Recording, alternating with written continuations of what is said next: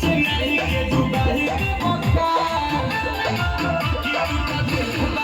कि तू तो दिल बड़ा कस के हुआ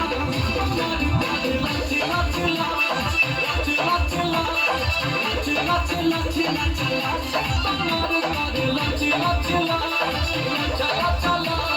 लच लच लच लच लच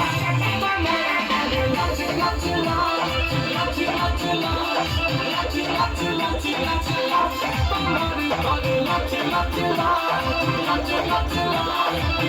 लच लच लच लच तुम्हारी बात लच लच लच लच लच लच लच